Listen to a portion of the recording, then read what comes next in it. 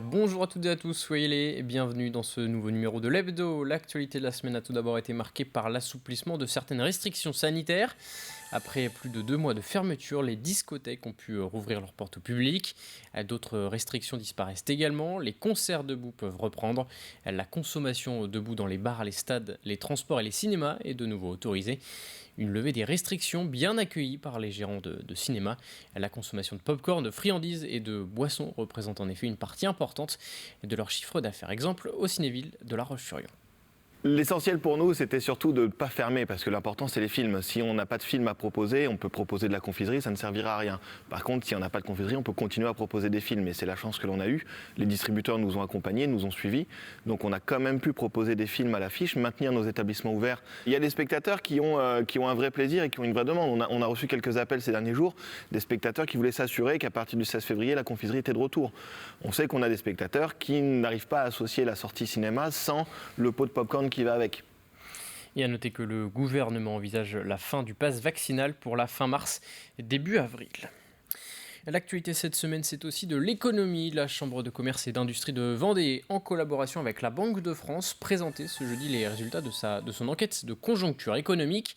905 entreprises y ont répondu avec un constat, un certain ralentissement de l'activité économique fin 2021. Les explications d'Alexandre Debray. Avec une très forte croissance du PIB en France, 7% en 2021.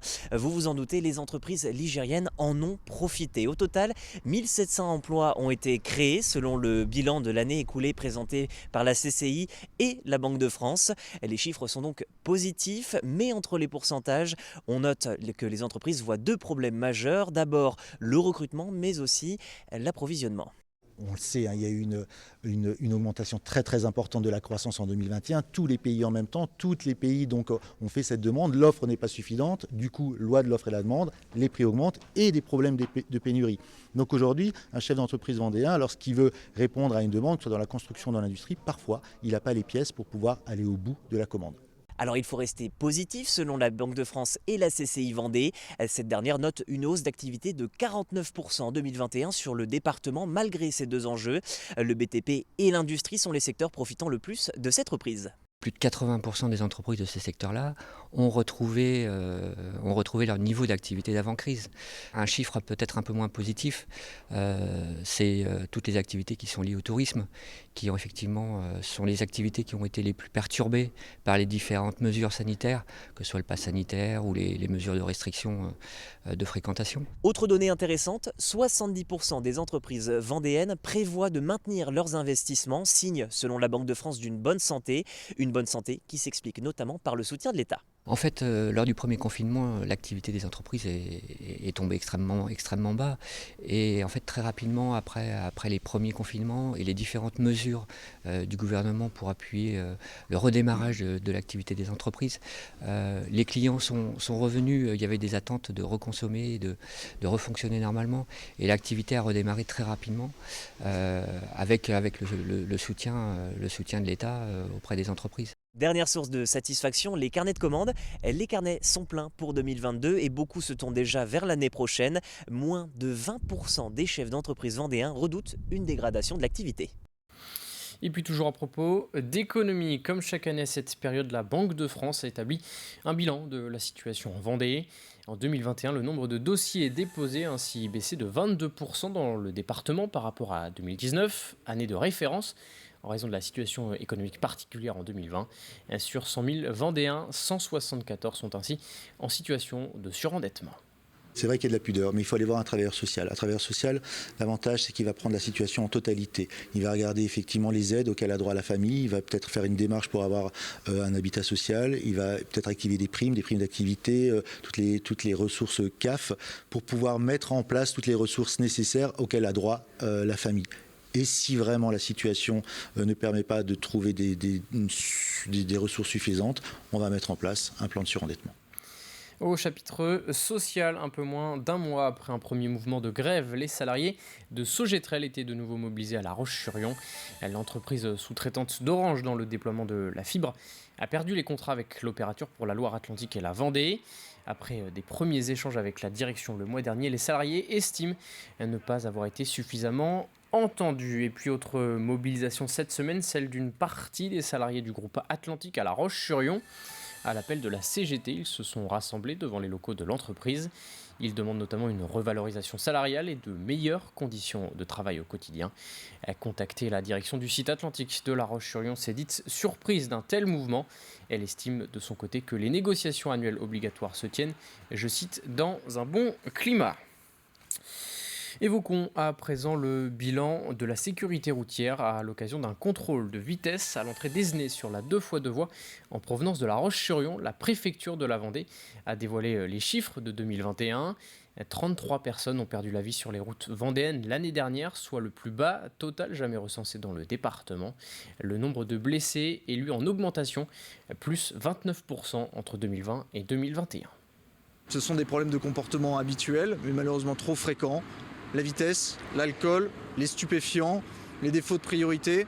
C'est d'abord les comportements avant les infrastructures. Ça va être la fin des vacances scolaires bientôt, donc des allers-retours sur les routes. Puis c'est également la réouverture des bars, des discothèques, donc qui va peut-être amener à plus de consommation d'alcool. Puis enfin, on constate malheureusement déjà 6 morts depuis le 1er janvier. Et ça nous inquiète parce que les chiffres repartent à la hausse. Et donc on avait fait l'année dernière déjà une augmentation du nombre de blessés sur les routes de la Vendée. Et donc on est assez inquiet et c'est pour ça qu'on va multiplier à la fois les contrôles et la prévention. Au chapitre sanitaire, de nouveaux foyers d'influenza aviaire ont été détectés en Vendée ces derniers jours. Il s'agit de contamination secondaire. Les suites du 4e foyer découvert depuis le 1er janvier 2022 en Vendée. À Maché, 12 000 dindes avaient été abattues le 11 février dernier. Les précisions de Christophe Mourieras, le directeur départemental de la protection des populations.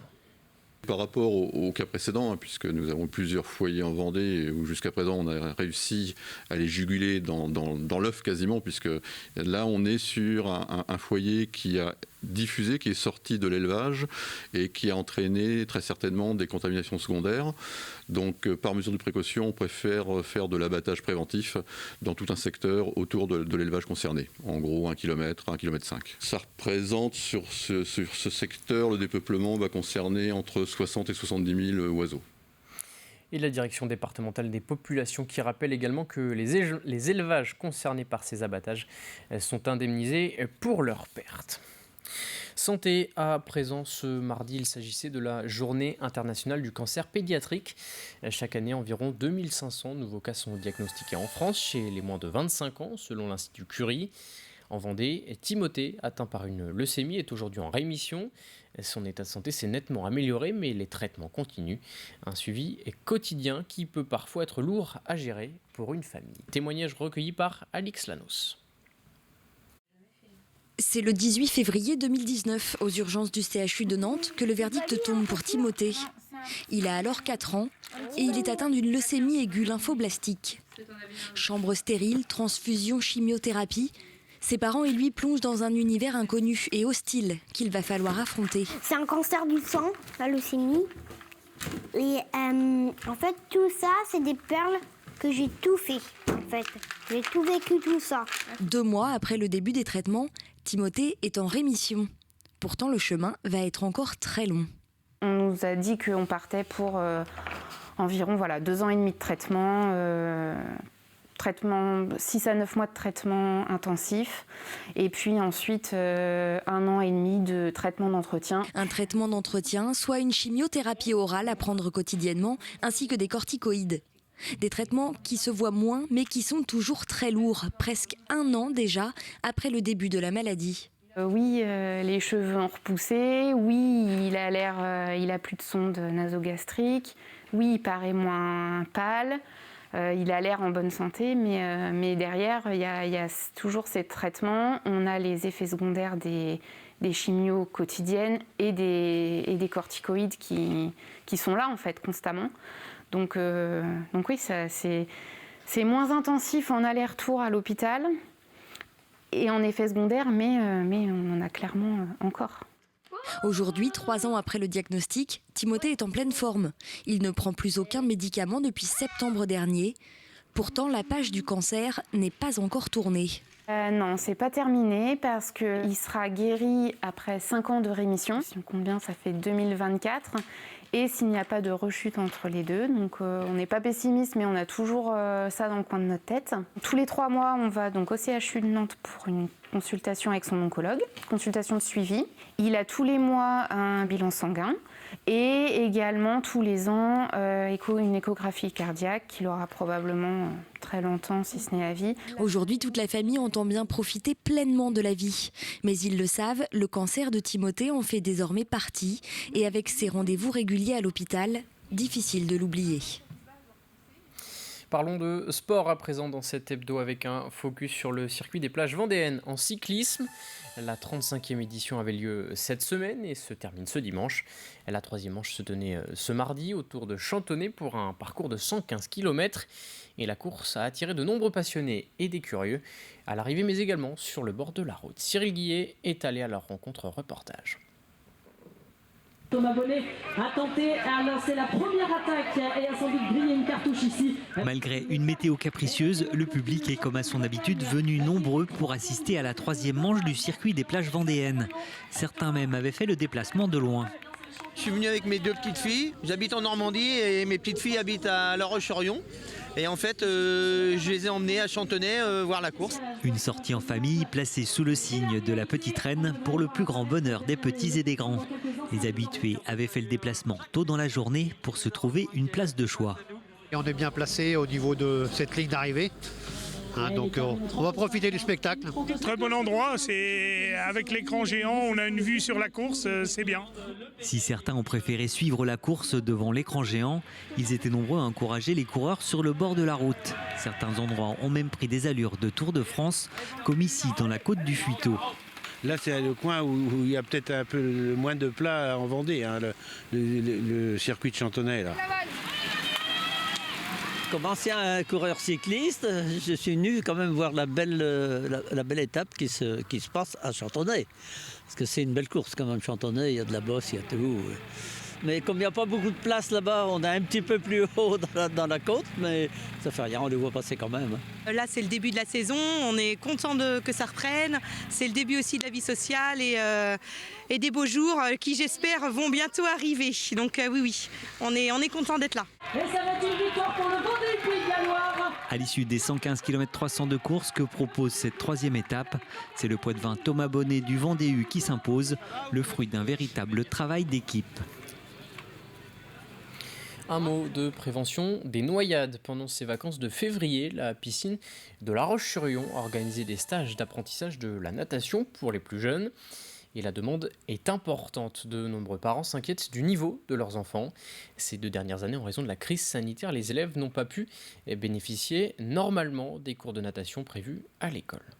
On a une augmentation de 30% de la demande sur ce genre de formule stage. Également, on peut noter la même augmentation des demandes au niveau de l'école de natation de manière générale sur le fonctionnement à l'année. Il y a énormément de lacunes avec le Covid et on remarque depuis 1 an et demi que l'apprentissage de la natation est très faible. Et donc ça devient urgent que les enfants apprennent à nager rapidement. Les enfants ont de plus en plus peur de l'eau. Parce que comme les établissements étaient fermés, ils n'ont pas eu l'occasion de venir avec leurs parents. Et ils ont peur de mettre la tête dans l'eau, des choses comme ça. Ils appréhendent tout simplement. Terminons cet hebdo avec de la voile. Ce lundi était une date symbolique, J-1000 avant le départ du Vendée Globe 2024. Les inscriptions pour la 10e édition s'ouvraient justement à cette date. Les skippers ont ainsi jusqu'au 2 octobre 2023 pour déposer leur dossier de candidature. 40 projets seront retenus à l'issue des courses qualificatives, comme la Vendée Arctique Les Sables d'Olonne ou encore la New York Vendée Les Sables. Les 13 premiers bateaux neufs construits depuis la dernière édition sont également automatiquement qualifiés pour le départ. C'est la fin de cet hebdo. Merci à tous de l'avoir suivi. Rendez-vous lundi de 7h à 9h pour un nouveau point sur l'information dans la matinale. Très bonne journée et très bon week-end sur TV Vendée.